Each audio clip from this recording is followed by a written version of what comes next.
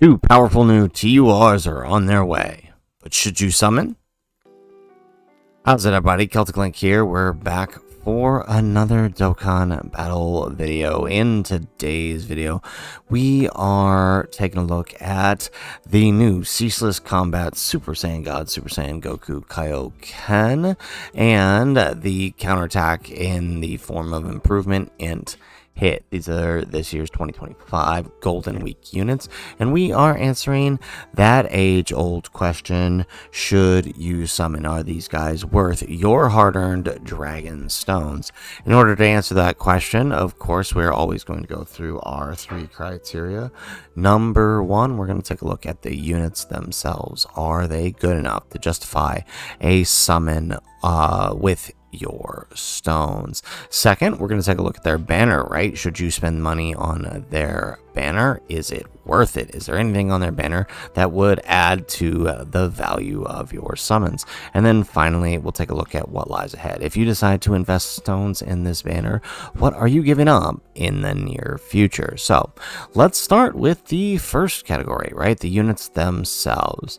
We have the Teq Goku here for one. He has an entrance animation when there are two or more tournament participant allies or other representatives of Universe 7 ally on the team upon his entry turn. It gives him guard, 170 defense, and launches an additional super attack for 3 turns. He gets key 3, attack defense 200%, high chance of performing a critical hit, high chance of evading enemy's attack, randomly selects changes key spheres of certain type, Teq excluded. To Teq gets attack and defense 200% with 12 or more key, defense 100% with 70% or more, attack 100% with 70% or less, 1 or more Teq key spheres obtained. You get attack 100%, launches an additional super attack. When all allies attack at the same turn or reps of Universe 7, he gets an additional 70% attack and chance of performing a critical hit.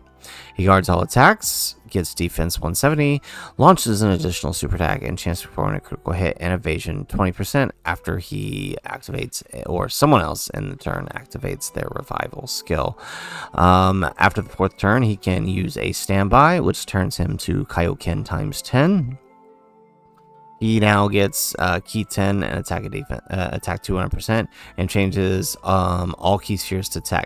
He gets attack 159% with 10 or more key obtained, and then attack and chance to perform a critical hit 10%.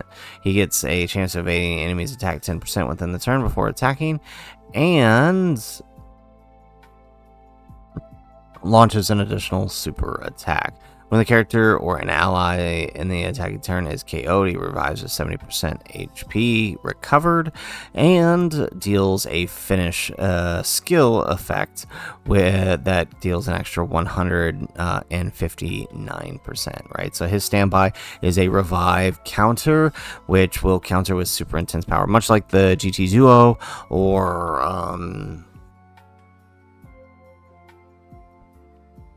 World Tournament Goku, right? A revive counter. We haven't really had too many of these, so it's nice that we get another one. So, I mean, basically with this guy, you are playing to his revive, right? Very much so.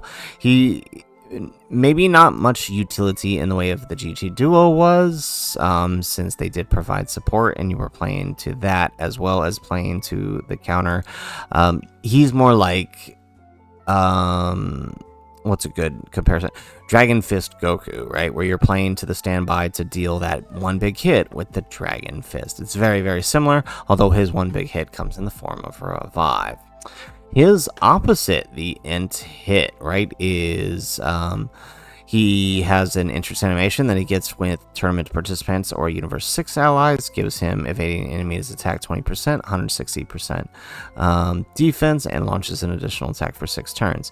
He gets key 2, attack defense 200%, and a high chance of evading enemies attack and high chance of performing a critical hit. He launches an additional super attack that has a 70% chance of becoming a super attack. When attacking with 12 or more key, he gets an additional attack defense 100%. And for every attack performed, he gets additional 60% within the turn. For every attack evaded, he gets additional defense 60%. and chance of evading 6% within the turn. Every time he performs 3 or more super attacks in battle, he lowers the enemy's attack and defense by 30% once within the turn, has a guaranteed seal on them, and an action cancel.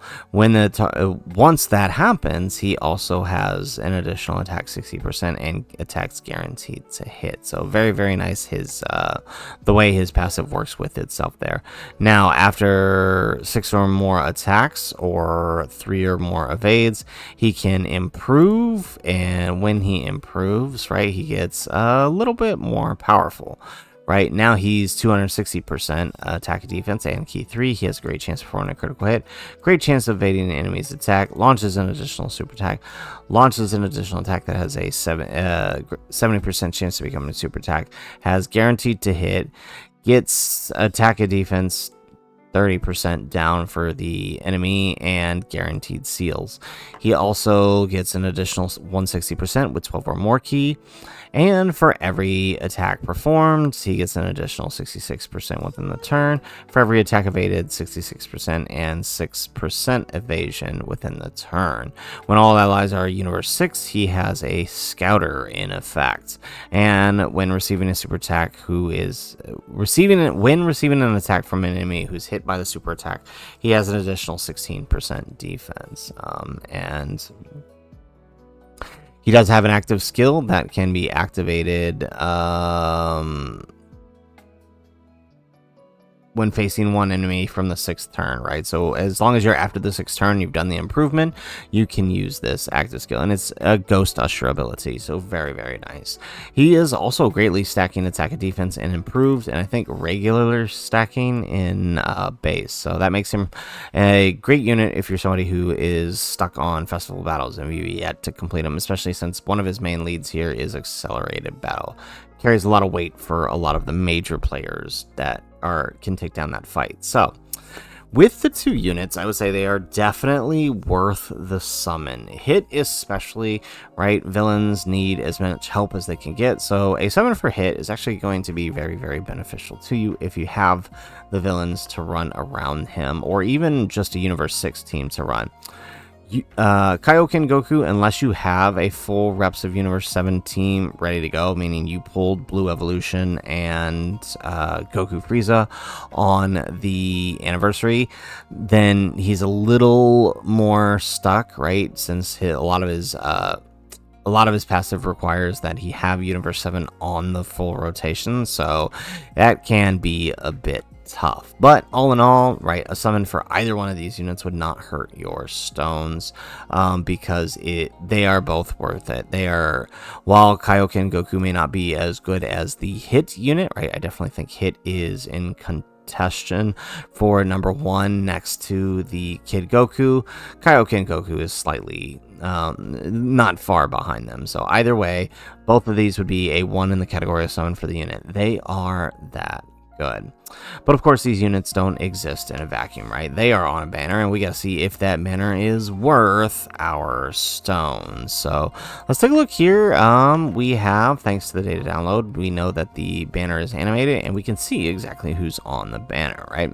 We can see that it will have the Kaioken Goku on Goku's banner, his banner unit AGL Piccolo, AGL Kaioken Goku, who we now know is getting a super easy A, and Fat Boo and Glorio.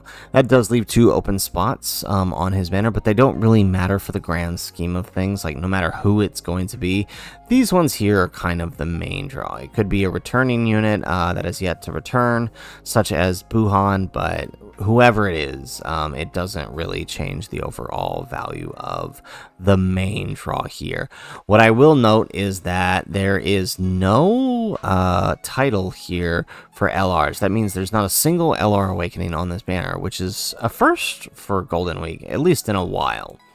On Hit side of things, same thing, right? We have the Hit, Daima Goku's Return, AGL Super Saiyan 3, Kale and Cauliflaw and Magetta here, right? Now, Kale and Cauliflaw being here, I feel like this is a pretty solid indicator that they could be easying sometime during the celebration, whether as the part 1 or the part 2.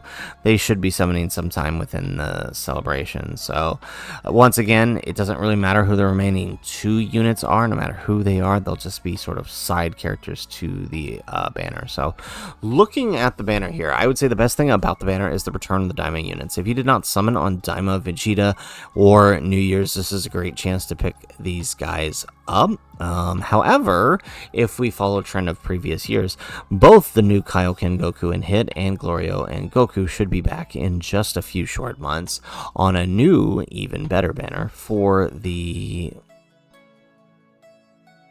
worldwide celebration. So hard to give a recommendation on the banner. There isn't anything too standout-ish here on the banners themselves. We can see right here, like, what we see is what we get. So unless you were completely missing the Daima characters, I would say that there probably isn't much value to the banner. So that's one for the units themselves, but the banner unfortunately does not quite hit that. Even though all of these units are good, they are all likely to show up in exactly 3 months from now. So there's almost no incentive for the banner other than for the new units themselves and not have to wait till this one shows up during worldwide. So now that brings us to the final question. What about what lies ahead? If we decide to summon on this banner, what are we giving up in the near future? Well, of course, we are in the area of unknown. We don't know what's coming next. So we can only make our best guesses. So we will kind of try to go over at least up until Tenabata for this one. So the very next thing to happen is the part 2. Last year, this was the Ultimate Gohan. This one could be, Lord knows, could be a Kefla or something. Either way, it'll have one LR whoever that might be on here, and then just a bunch of random filler units, and again 3 LRs is usually what they have on here. If you're not summoning on the main Dokkan Fest banner, I don't see any reason why you would summon on the part 2. So this one's kind of a non-issue, but I did want to address that it was going to be coming. Now in June, we will have another synced Dokkan Fest with Pity. Last year, this ended up being the Goku Black Rose on Japan, and then I think in Global it was the first form Frieza. So it'll be back to your regular 10 featured units with your Pity coins. Who's to say what it's going to be, but it is the banner right before Tenabata, which means it's probably a big skip too. Speaking of Tenabata, right, at the end of June leading into July, we will be getting a banner similar to this with whoever the new unit is going to be. Many of us are expecting a Daima LR, but we were also kind of expecting that for Golden Week 2, and it didn't happen. So who knows what it's going to be? The point is, it'll be here at the end of June, and it'll probably have a lot of good units here. If we follow the same track as last year, of course, it's going to have the Teq UI as the returning Tenabata unit. It's going to have probably the 7 years and other previous units that might be kind of fit the fit the description for the event, whoever it's going to be, right? If it's grade 8 power theme, might see like the Super Saiyan 4s here.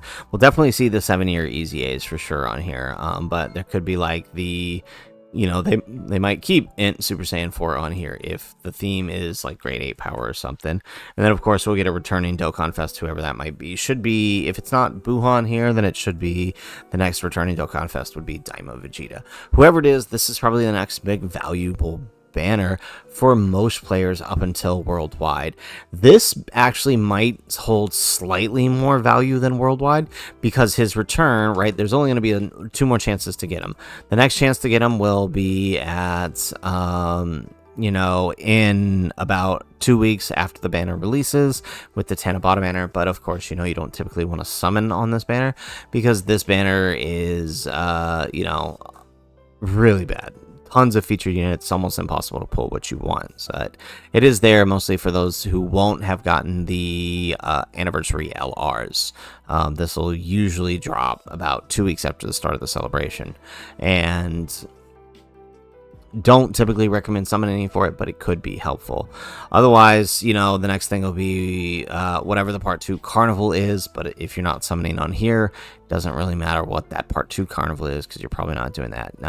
But the Tanabata banner itself definitely holds more value than probably any of the others we've discussed up to this point, because that unit's return only happens, you know, once a year, and that is the following Saiyan day. We saw this with Teq UI. Now, sometimes they could pull a fast one on us, like dropping them at the end of the New Year's step up, but that's not always a guarantee that they do something like that. In fact, this is the first year that they've done anything like that. So, in terms of what lies ahead, if we're thinking solely in the range of Tanabata and worldwide, you know, it's probably not that bad. We got a little bit of time to recover before Tanabata if you are interested in whoever that's going to be. Like I said, a lot of people are assuming Daima. Summoning on the Golden Week banners, not going to hurt you the worst. But it is worth noting that they will show back up on the worldwide banners in September, only a month after the end of Tanabata. So we have 1 in the category for summon for the units. The units are good. They are worth your stones. We have none in the category for the banner. Unfortunately, the banners just don't carry a whole lot of weight. And it's not because the units themselves is bad, but it's because most of the units are going to be returning very, very soon. And then finally, in terms of what lies ahead, there is almost nothing aside from Tanabata that might be worth your stones in the near future. So that is you know, I would definitely give it to the banner for that, because, you know, you have some time to work. Now, with that said, that's 2 out of 3. I think I would like to tier our recommendation for summon, right? If you have been following our savings guide and you've got your stones, right, by this point, if you followed our guide from after 10th anniversary, you should be well over 1,000 stones by now. Then I would say do no more than a rotation or 2, no more than 300 stones on one of the banner, right? So that's 2 3+1s. Maybe throw in a third. Usually if you don't get anything with that, that's a good sign that, hey, it's time to stop. And that is only if you are above you know, the 1,000 or greater mark. If you're anywhere between 800 and 1,000, I would say do no more than a single or a double rotation for 300 stones onto one of the banners that you find most interesting. As far as that, anything below 800, I'm going to be honest, probably not a good idea to be jumping into one of these banners, right? You are better off saving for the next big celebration, just because it's going to be kind of hard to recover to a good point by the time Tanabata rolls around, if you decide to go all out on these banners. Now, it is worth noting that if you are a pay-to-play, low-to-play player, there are Dokkan Festival tickets ready available. No premium tickets, but regular Dokkan Fest tickets, A and B, and those will be available too. Definitely, if you are pay-to-play, low-to-play players, it is definitely worth picking those up so you don't waste your stones. Otherwise, right, if we take a look here, there are also 2 other things I did want to note here. Aside from the Dokkan Fest coins, we have these rainbow special coin stick hits. Looks like they are for a single summon. Don't know if they're guaranteed SSR or anything like that. It does not specify, but they are to be used on the banner when it drops. So you do have a chance to do some free multis out there for a banner of your choice. So make sure you guys, you know, whether you're free to play or low to play, use those before you hop in with any stones. Save yourself the time, save yourself possibly a couple of your stones. So that is it for the video, guys. That is our recommendation. Again, tiered recommendation for the banners. If you're anything over 1,000, then maybe do a couple rotations, no more than 3 on one singular banner. Don't try to chase them both. If you're anything between 800 and 1,000, then no more than 1 or 2 rotations on the banner, 1 or 2 3+1s, and then anything below that you should be saving for the next major celebration, which is likely to be Tanabata, possibly bringing us those diamond units we have long been waiting for. So it's it for the video. If you like the video, make sure you hit that like button, subscribe to the channel if you have not already, and in the comments down below, let us know, will you be summoning for Hits and Kaioken Goku? It's been a long time since we had both of these units represented in Dokkan. Will you be summoning for them? I know I will. Otherwise, guys, as always, thanks for watching, and aloha.